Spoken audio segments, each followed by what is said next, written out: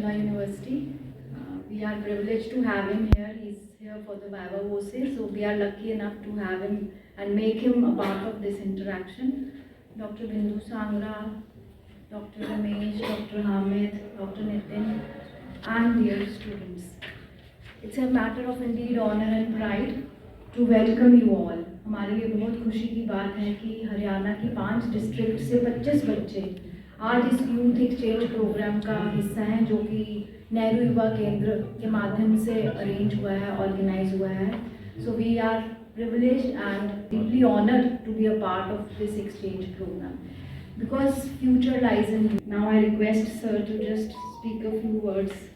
Director Dr. Seema Malhotra, Dr. Monica Nara, Dr. Bindu Sangra, and dear students, culture exchange program. The main goal है to share ideas, traditions and customs. जैसे आप लोग हरियाणा से आए हो, हम लोग डिफरेंट डाइवर्स में रहते हैं. इस प्रोग्राम से हमें एक मौका मिलता है दूसरी जगह के कल्चर की जानने. इम्पोर्टेंट है अनुशासन, डिसिप्लिन. अगर आप अनुशासित हैं तो हमेशा जिंदगी में सफलता आपको मिलेगी. बहुत ही सर सीधे शब्दों में आपने जो आज के युवाओं के आगे जो चैलेंजेस हैं उसको सामने उजागर किया. और ड्रग एडिक्शन, डिसिप्लिन ये हर किसी युवा में होने चाहिए. और इसी के साथ साथ जो आज का जो मकसद है इस डिस्कशन का वो है फैकल्टी के साथ बात करना. और हमारी ये फॉर्चुनेट है कि आप हिमाचल से यहाँ आए और आपने बच्चों के साथ अच्छा समझा कि बच्चों के साथ अपने ख्यालात को साझा करें. इससे पहले कि हमारी senior faculty members doctor Monika Nar ma'am भी हैं, डॉक्टर बिंदु सांगरा मैम और मेरे जो भाई हमीद जी और रमेश जी हैं वो भी कुछ बोले. यार आजा एक पहलवान अभी दिखना चाहिए. हरियाणा तो है.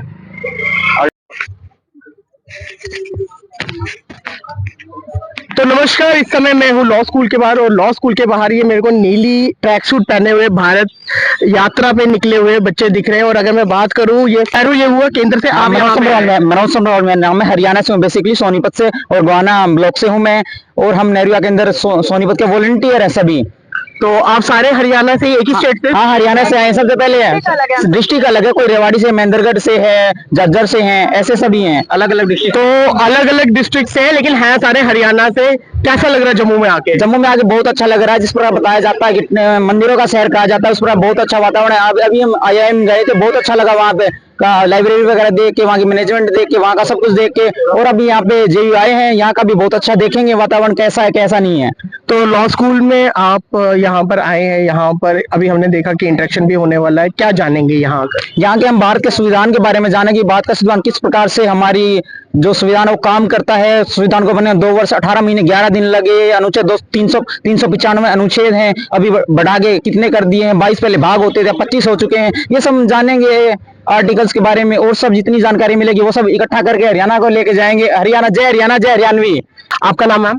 शिवानी. तो शिवानी मैम, किस तरह से लग रहा है आप अपने दोस्तों के साथ यहाँ पे ट्रिप मारने आए हैं? सबसे पहले जम्मू कैसा लग रहा है और क्या क्या सीखना चाहेंगे यहाँ?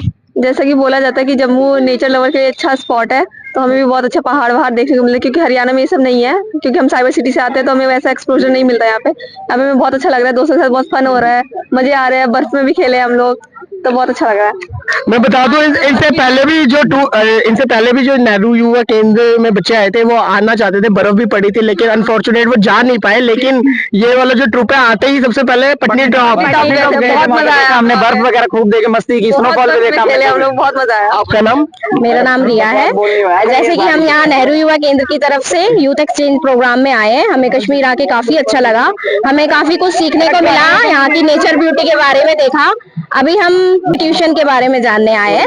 एक्चुअली 370 रिमूव हुआ है, उसके बाद यहाँ क्या सब चेंजेस हुए हैं उसके बारे में भी. 370 टूटने से पहले कभी आप में से कोई यहाँ पे आया हुआ? मैं आया हूँ. कभी नहीं आया. तो आप बताएं, क्योंकि मैंने सुना अभी UPSC की भी तैयारी कर रहे हैं, किस तरह से देखते हैं 370 हटने के बाद? हमें बिल्कुल भी इस तरह का कुछ नहीं लग रहा कि भाई कुछ चेंज है. ऐसा लग रहा है जैसे हम अपने भारत में ही हैं.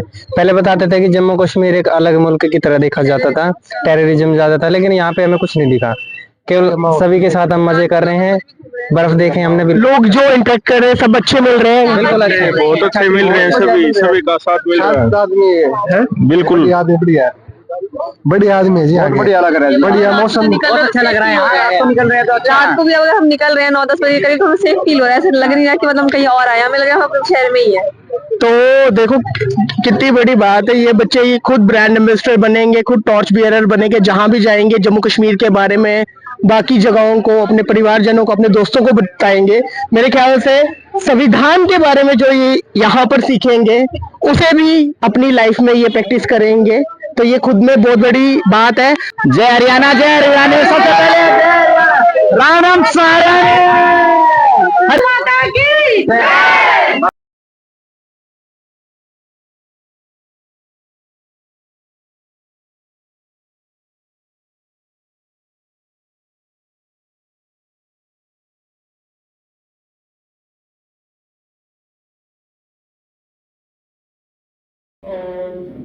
other more cultures like Srinagar, may we have different cultures, and there is Muslim majority mainly in Srinagar, and whereas you see in Jammu there is Hindu majority areas, and there is a mix of that you see in some areas. So it is like here in India when we talk, or with respect to Jammu Kashmir we talk, there is a diversity there as well. But what matters the most is how we tolerate it, how we perceive it, and how we react to it. The spirit of tolerance has always been there in the land of Jammu and Kashmir. That is the reason only that कि इतनी सारी diversity एक साथ इस particular UT में कह लीजिए या all over India में कह लीजिए वो sustain कर पा रहे हैं because of that tolerance. अच्छी और सस्ती मिलेगी आपको यहाँ पर, क्योंकि वो तो वर्ल्ड नोन है, सर्विस सेंटर की कश्मीरी कढ़ाई is known across the world, तो आपको बड़ी अच्छी मिल जाएगी अगर आप कश्मीरी कढ़ाई की कोई चीजें लेना चाहते हो। एंड देन उसके बाद बात आ जाती है कि सबसे बड़ी बात केसर, अगर आप जम्मू में आए हो तो हाँ केसर थोड़ा महंगा है, बट शॉपिंग करना चाहते हो तो आप बड़े आराम से कर सकते हो। हाँ फॉर द गाइस, अगर आप अच्छे क्वालिटी के बैट लेना चाहते हो तो हमारा Jammu Kashmir is known for that also. Nehru युवा केंद्र से देखेंगे ना कि जम्मू के बल्कि 8 डिस्ट्रिक्ट्स को देखते हैं। अब वो क्या रीजन है उसके वो बाद में इसकी चर्चा होगी। खास मैम ने कहा कि यूनिवर्सिटी का को भी देखना है, इसके बाद में हमने वो भी रखा। इससे पहले भी जो बॉर्डर एरिया यूथ प्रोग्राम के बच्चे थे उनको हमने बोटेनिकल गार्डन यूनिवर्सिटी का दिखाया। अब इसके बाद हमारा कैंटीन जाने का मन है, उसका जो एम्फी थिएटर ओपन, सो ये चीजें हम उनको दिखाएंगे मैम। सो हरी जी से आग्रह है कि वो आए, अपनी कुछ बातें शेयर करें। मैम ये हरियाणा से हैं और हमें अच्छा लगेगा इनकी बात सुनकर। मित्रा जी, प्रोफेसर रसविंदर सिंह जी हिमाचल से हैं, और डॉक्टर नितिन शर्मा जी, और हमारे district youth officer Nitin ji, अनमोल सर, और हरियाणा से आए मेरे प्यारे साथियों, और यहाँ लॉ स्कूल के भी कुछ मेरे साथी दिखाई दे रहे हैं। तो सबसे पहले तो 3 तारीख से और 7 तारीख तक ये अंतर्राज्यीय युवा आदान प्रदान कार्यक्रम था, जिसमें हरियाणा के 5 जिलों से 25 युवा साथी और 2 स्कोट्स यहाँ जम्मू कश्मीर पहुँचे। रात का सफर था, क्या कुछ होगा इन 5 दिनों में, लेकिन आज चौथा दिन है तो मैं साथियों से कह रहा था कि जाने का मन ही नहीं कर रहा, सोच रहे यहीं कहीं रुक जाए। तो काफ़ी अच्छा लगा, जो मेरा फर्स्ट टाइम विजिट है जम्मू कश्मीर। और अंतर्राज्यीय युवा आदान प्रदान कार्यक्रम के अंतर्गत दूसरे दिन हमने पटनी टॉप तक गए, तो वहाँ पर जो हमने सुंदरता देखी, इस गर्मी शुरू हो चुकी है हमारे उधर, तो पंखे चल गए हैं हरियाणा की तरफ, और वहाँ पर जो बर्फबारी देखी, सफ़ेद चादर में पर्वतों की सुंदरता देखी, हरियाली देखी, सचमुच ऐसा लगा कि कहीं ना कहीं प्रकृति का यदि कोई नज़ारा है, कोई दृश्य है, तो जम्मू कश्मीर में। कराने का जो यूनिवर्सिटीज़ कराती है वो गवर्नमेंट के थ्रू है, तो मेन पर्पज़ ही यही है कि हम सब के अंदर एक वननेस की फीलिंग आए कि we belong to one country, that is India.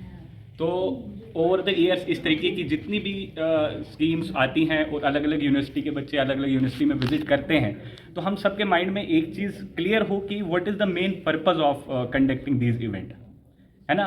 Because आपकी यूनिवर्सिटी, आपका एजुकेशन इंस्टीट्यूट किसी और तरीके से फंक्शन करता है, हमारी यूनिवर्सिटी किसी और तरीके से फंक्शन करती है, लेकिन मेन पर्पज़ हमारे दिमाग में ये हो कि एक वननेस की फीलिंग हम सब के अंदर आए, एक कल्चर जो अलग अलग तरीके की कुछ बैरियर्स हैं वो ख़त्म हो और एक वननेस की फीलिंग हम स्टूडेंट्स के अंदर आए। Because in the upcoming year हम में से ही कुछ लोग हैं जो अलग अलग सर्विसेज में जाएंगे और अलग अलग माइंडसेट को लेके जाएंगे।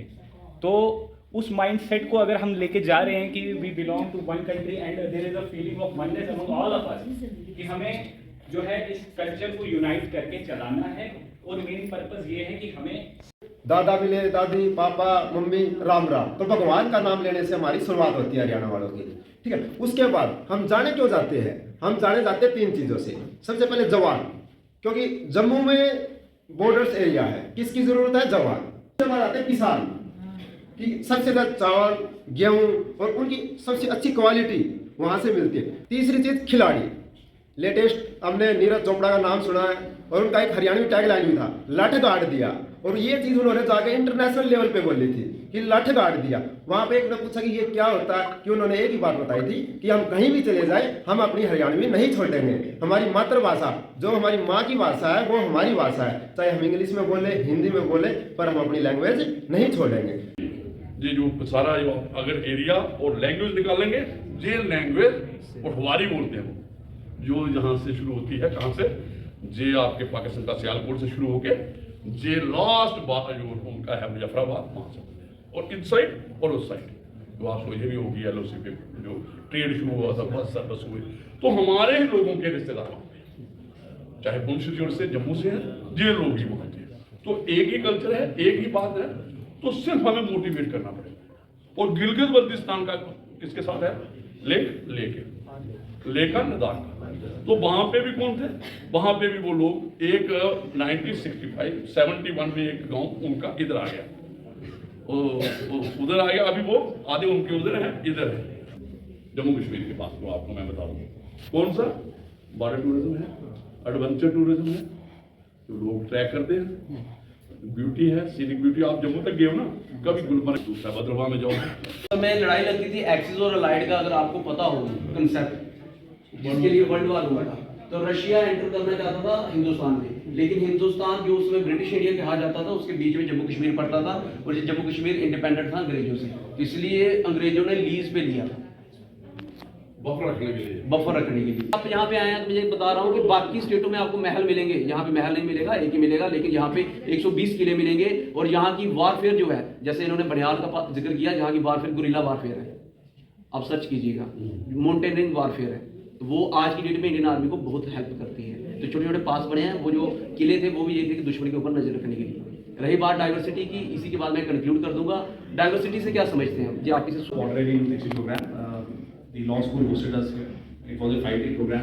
The participants went away with very nice memories, and I'm sure that these participants will also take good memories. जो आपका 5 दिन का प्रोग्राम कल कंक्लूड हो रहा है, आप राइट फ्रॉम द डे 1 तो काफ़ी इफेक्टिव प्रोग्राम आपका रहा। तो मैं उम्मीद करूँगा कि आप यहाँ से अच्छी मेमोरीज ही लेकर जाते हैं। एंड आप जम्मू के लिए, as far as Jammu is concern, तो जम्मू एक यूनिटी डाइवर्सिटी को रिप्रेजेंट करता है। मेरा नाम मोहम्मद उस्मान है, मैं लॉ स्कूल में पढ़ रहा हूँ, सेमेस्टर का फर्स्ट ईयर का स्टूडेंट हूँ। और ये जो यूथ एक्सचेंज प्रोग्राम है, ये इसलिए है ताकि हम, जैसे आज हरियाणा के स्टूडेंट्स आए हुए हैं, ताकि अब हम उनका कल्चर जान सके और वो हमारा कल्चर जान सके, वो हमारे बारे में जान सके, हमारी सिटी जम्मू के बारे में जान सके। Hi, my name is Tehleel Mateen, and today I would be talking on the topic of culture sharing and why it is taken as a very important task by us law students and in what ways it helps us. So first of all, cultural sharing promotes understanding and empathy, like interacting with individuals from different cultural backgrounds helps law students develop a deeper understanding of diverse perspectives. Like we get an overview of different cultures or people of different cultures, or we get to know how to interact with them and how to act properly with them. Secondly, it enhances our legal practice. Like law students who engage with different cultures can better understand how local customs and how traditions affect their cases. It also has global perspective on law, like exposure to multiple cultures broadens a law students' perspective of thinking. They have a broader perspective of thinking. Their mindsets change. They know how to interact with people of different cultures and traditions.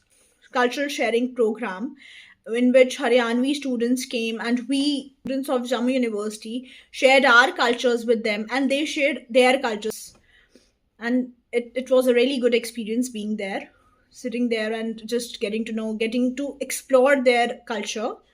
So I would thank everyone who organized that cultural program. Thank you.